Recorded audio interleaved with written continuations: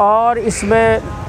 कई लाख शहीदों का खून शामिल है, कई माँ बहनों बेटियों की इज़्ज़तें जो हैं वो इस आज़ादी के लिए पायमाल की गई और लाखों करोड़ों लोगों ने अपने घर बार ज़मीनें और सब कुछ छोड़ के इस पाकिस्तान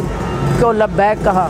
लेकिन दुख की बात यह है कि 75 साल तकरीबन 75 साल हो गए हैं, हम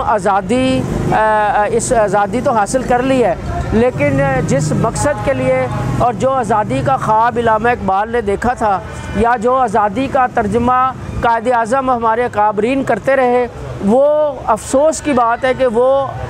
स्पिरिट कहीं नज़र नहीं आती।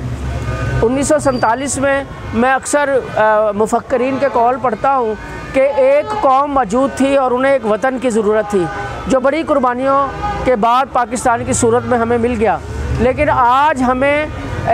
वतन मौजूद है, कौम की ज़रूरत है, कौम कहीं नहीं है। तो ज़रूरत इस बात की है कि हमारे बुज़ुर्गों ने जिस मकसद के लिए ये ख़ित्ता ज़मीन हासिल किया था,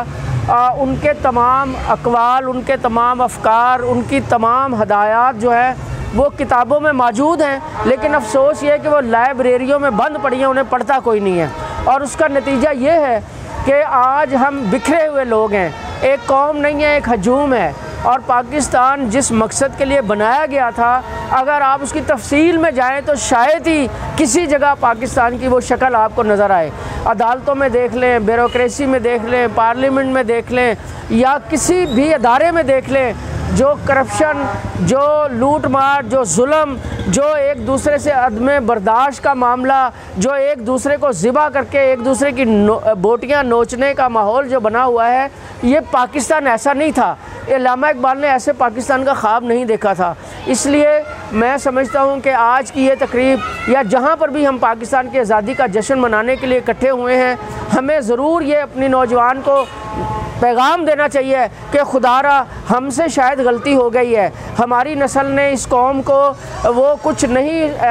दिया, वो तरबियत नहीं की कि जिसकी मतकाजी है ये मुल्क। लेकिन आज की नौजवान नस्ल ही कम अज़ कम आज से आगाज़ कर ले कि हमने इस पाकिस्तान को वो पाकिस्तान बनाना है जिसका ख्वाब इल्लामा इकबाल ने देखा था, जहाँ अमन हो, सलामती हो, यकजहती हो, इत्तेहाद हो, तंजीम और नज़्म व ज़ब्त हो और एक दूसरे का ख्याल किया जाए। और असल में पाकिस्तान तो मदीना की उस रियासत का तर्जुमा था जिसका आगाज़ और जिसकी बुनियाद आका दो जहां सल्लल्लाहु अलैहि वसल्लम ने रखी थी। लेकिन हमने वो ख्वाब भुला दिया, वो जज्बा जो है वो मान पड़ गया, इसलिए हम बुरे हालात का दो चार हैं। मैं तो आज यही दुआ करूँगा कि खुदा ताला करे कि हमें वो मंज़िल मिल जाए, हम अपना ट्रैक जो है उस मंज़िल की जानिब चले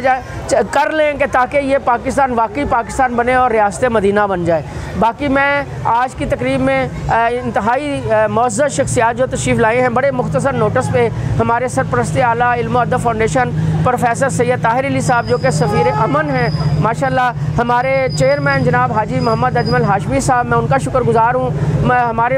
इलाका के इंतहाई काबिल एहतराम सियासी समाजी शख्सियात जिनमें जनाब राशिद कुरैशी साहब हैं, मलक इत्तफाक साहब हैं, जनाब अकबल हाशमी साहब, सैफुद्दीन एडवोकेट साहब, मखदूम ज़रार अहमद सदीकी साहब, हाफिज़ तैयब मुनीर लाहौरी साहब, फैज़ान रफ़ीक साहब हैं, प्रिंस दानिश असलम प्रिंस साहब हैं, जो नईम साहब हैं, जो है इंतहाई काबिल मिर्ज़ा रेहान साहब हैं, और जिनका मैं नाम नहीं ले सका,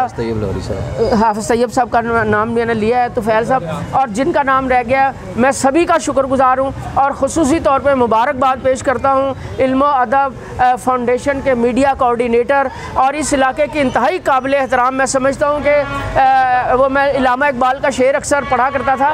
कि झपटना पलटना पलट कर झपटना, लहू गरम रखने का है एक बहाना, परिंदों की दुनिया का दरवेश हूँ मैं कि शाही बनाता नहीं आशियाना। तो मेरे तो ये इल्लामा इकबाल के शाहीन हैं और प्रोफेसर साहब ने हमने इनको इजाज़त दिया कि जाने टाउनशिप हैं, तो जाने टाउनशिप को बहुत मुबारकबाद देता हूँ और आपके लिए दुआ करता हूँ कि अल्लाह आपको सलामत रखे, आपके घरों की खैर हो और हम सब इस मुल्क को इतना खूबसूरत बनाएं जिस तरह हम अपने घरों को सजाते हैं। मैं 1-2 मिनट की सिर्फ और बात करना चाहूँगा कि इस आज़ादी की कदर कीजिए, क्योंकि आज़ादी जिनके पास नहीं है, कश्मीर का हाल देख लें, फ़लस्तीन वालों का हाल देख लें और बहुत से मुल्कों का, तो हम वो खुशकिस्मत हैं कि हमारे पास मुल्क है, लेकिन मकान हैं लेकिन हम जो आज़ादी की कदर नहीं कर रहे। तो देखें कि फ़लस्तीनियों के पास बड़े बड़े खूबसूरत मकान हैं लेकिन ज़मीन नहीं है, सरज़मीन उनकी नहीं है। तो जब दिल जाता है यहूदी उनके मकानों को बिल्डोज़ कर देते हैं। आज पाकिस्तान अल्लाह ताला की नेमत है, इसकी कदर कीजिए